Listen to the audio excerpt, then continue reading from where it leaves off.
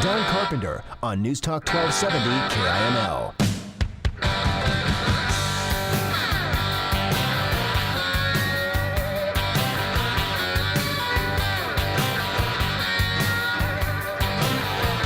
News Talk 1270 KIML.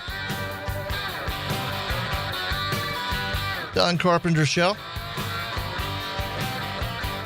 Basin Radio Network is teaming up with Buffalo Wild Wings to help St. Jude's Children's Research Hospital next Wednesday, March 18th, and also on Wednesday, April 15th. When you dine at Buffalo Wild Wings from 4 to midnight, 15% of your bill will be donated to St. Jude. You don't have to do anything. You just go in, have some wings, have a couple beers, enjoy whatever games are on the big TVs, and 15% of everything you spend goes right to St. Jude, courtesy of Buffalo Wild Wings. And if anybody did the first St. Jude night we had over there, you had to have a little voucher. We decided not to do that this time, since everybody had the vouchers.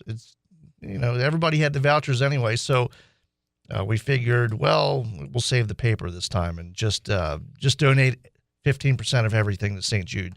Again, that is Buffalo Wild Wings next Wednesday, March 18th, and Wednesday, April 15th from 4 to midnight. And we have Chris Brentel joining us. Good morning. DC, what's going on? Oh, well, I actually I saw a story this morning, and I'm not quite sure if this is a new trend or not. And the story points out a couple examples of when it happened in the past. But does it seem to you like we're seeing a lot more players retiring early in the NFL? Yeah, it does. Well, and they Pat Willis was the recent one, wasn't he? Willis, and then Jake Locker, who is just 20. He's 26 years old. He retired for a different reason. Well, he can't play. Well, even when he okay, and you're right about that. But here's the thing: the free agent quarterback market is so bad right now. He could have stayed on. I mean, the Titans weren't going to get rid of him. They might end up drafting Mariota at this point. That's true. He could have stayed on, made okay money as a backup or whatever, third string quarterback. So that's a good point. But I mean, he says it's just not worth it anymore. The injuries were getting to him. He's 26 years old. The story actually makes a couple good points. I mean, it's only been a year since he had to stop paying that extra fee for when you rent a car if you're under 25. I don't know if you've ever had to deal with that before you're 25. But plus, he lost his eligibility just this year for coverage on his parents' health insurance plan through Obamacare. So, oh gosh. So this guy was still old enough to be on his parents' health insurance plan, and he's retiring. And of course, Patrick Willis, I guess, he's 30. So I mean, he's about the age where people retire in the NFL. Yeah. I think 7 years is, well, he played 8 years. So he gets 7 straight Pro Bowls. 8th year, didn't make the Pro Bowl, but he's 30 years old. I think people are starting to realize that it's not worth destroying your body to be a backup in the NFL. Yeah, and Patrick Willis, I mean, you're talking about 30's a good time to end your career, except most of the good ones, the really good ones, which he is, one of the best linebackers in the game. Typically, they'll go as far as they can take it because they're obsessed with the game. I think you're right. I think, as much as I think that the concussion thing's overblown, I think it's good that we have the research now where players can make an informed decision. They don't want to be you have to draw a line of what's worth it. Do you want to hurt everywhere when you're 55 years old and barely be able to get out of bed? Is that really worth it? Well, and when you could end your career like Pat Willis at 30 and you could have a really good life after football. Well, and I think a big part of it is players are getting better at managing their money. I mean, let's face it. Before the NFL started making rookies take these financial classes, you had a lot of guys coming into the league that would just squander their money. We'll use Vince Young as an example. Vince Young, he was, I think, was he first overall, or he was first or second or third. He was a something like high that. pick. Yeah. He was a high pick. So he got, and he was still in the age of rookie contracts being monstrous. So he got a big contract. Didn't really pan out to be what people thought he would be. He had, some personal problems, we'll just say. When you have your mom call in for you, you're an NFL quarterback and you have your mom calling sick for you. Yeah. There's a problem. There's an issue there. Yeah, I mean, he's got Buff Bagwell syndrome. Did you ever hear that story? No. Buff Bagwell. For those that don't know, he was a wrestler back in the day. He used to have his mom call in sick for him. And then I guess his mom was getting so involved, that's why they brought his mother in to do stories on the show. No kidding. Yeah. You remember that, Was though. she just his mom or his agent? No, she was just his she mom. wasn't anything else? No, Manager or nothing? Nothing else. Wow. But at that point, they were so desperate for any kind of storyline that was interesting. His mother was calling in sick for him so much, they just brought his mother in as an employee. You're hired. Yeah, but back to Vince Young. I mean, he's a good example of a guy that made a ton of money, played until he was probably 27 or so, and he's now broke. Yeah. Sad story. Yeah, it's a sad story. I mean, he's obviously had some emotional problems. So, he always seemed like a decent guy. He just was a little out there. Jeez, that's a lot of money to blow in a short amount of time. I can't even imagine it, but he's not alone. I mean, there are plenty of guys. Bernie Kosar is another good example. Bernie Kosar, his dad stole his money. His dad was his financial advisor and stole his money. So Bernie Kosar, now he played until he was in his 30s, so he played a good long career, but these guys are saving their money and they're leaving while they're still ahead. I mean, Patrick Willis could have gotten another big contract. I mean, let's face it. His last year wasn't as good as his first 7, but he still had some football left in him. I mean, he's kind of like those middle linebackers. They can play for 14 or 15 years if they stay healthy. Also, I think another aspect is we don't know. I don't know what Patrick Willis's family like. I don't know how many kids he has or anything, or if he has kids. But that could be taken into consideration too. Yeah. More time at home. Yeah, well, and you're 30 years old. I don't know how old his kids are, but still, there's a key time when you're raising children that a lot of people think they need to be, more involved in their kids' life. And football takes a lot of that away from you because whenever it's out of season, you're traveling somewhere typically to work out and stuff. Well, and that's the thing. I think these guys are starting to have their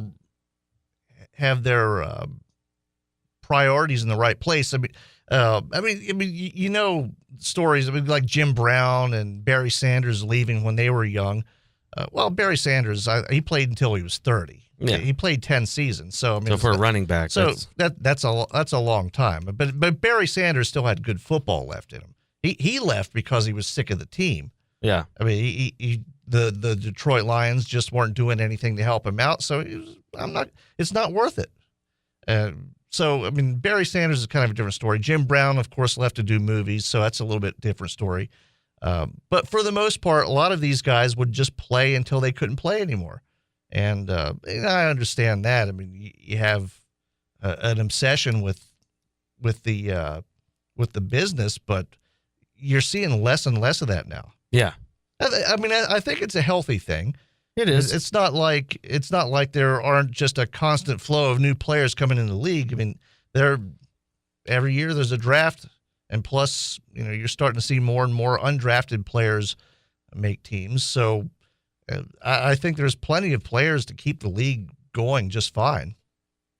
Yeah, and like we talked about finances before, and I think it's a good sign that probably Jake Locker and probably Willis, they're in a good situation. Yeah. They probably did really well with their finances, was really well with their money, and so they're able to retire if they don't. Frankly, they probably don't love the game anymore. Well, it might be the way their body feels. It could be they want to be with their family, but like you said, different priorities have overtaken the actual game of football, and so they're making the correct decision. Yeah, well, and the other example in this story that I have, Rashard Mendenhall, he retired before the last season. He retired at the age of 26, and that's exactly what he said. He enjoyed his time, but he doesn't want to put his body at risk for the sake of entertainment anymore. Yeah, and he wants to have a quality life. I think you're right that they maybe the media might be overblowing the concussion thing and trying to use it to attack the NFL, but there's obviously a problem. I mean, it's a contact sport, right? It's a very violent sport, and these guys now they know. Look, if you play 15 years, there's a chance when you're 50 or 55 years old, you might have early onset dementia. I mean, you see guys like Jim McMahon.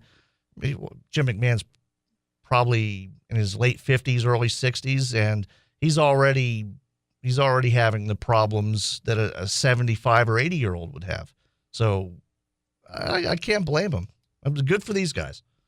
Yeah, and it reminds me of an old Chiefs lineman, Willie Rove. Oh yeah, I'm pretty sure he's retired now, but he was in the league not too long ago.